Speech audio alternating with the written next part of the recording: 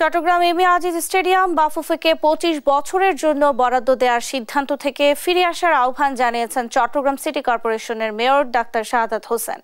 বৃহস্পতিবার সকালে Chittagong M A Aziz স্টেডিয়ামের সামনে বাফুফেকে ২৫ বছরের জন্য মাঠ বরাদ্দ দেওয়ার প্রতিবাদে মানববন্ধনে তিনি এই আহ্বান জানান। এ সময় বক্তারা জানান ৪৩ ধরনের ইভেন্টের খেলা অনুষ্ঠিত হয় এম এ আজিজ স্টেডিয়ামে।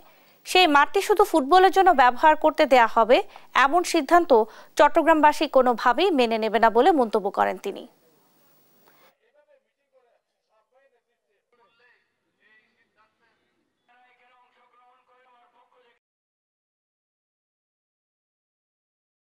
এই চট্টগ্রামের যে স্টেডিয়ামটি সিজিকেএস এর ৪৩টি ইভেন্ট পরিচালনা করে, যেখানে ফুটবল, ক্রিকেট, হকি, ভলিবল সহ ৪৩টি ইভেন্ট যে মাঠে হয়, কোনো কারণ ছাড়াই আমরা দেখতে পেয়েছি একদিন সকালে বাংলাদেশ ফুটবল ফেডারেশনকে ২৫ বছরের জন্য নাকি ইজারা দিয়ে দেওয়া হয়েছে। আমরা বলতে চাই, চট্টগ্রামের বৃহত্তর স্বার্থে এই মাঠটি শুধুমাত্র চট্টগ্রামের খেলোয়াড়দের জন্যই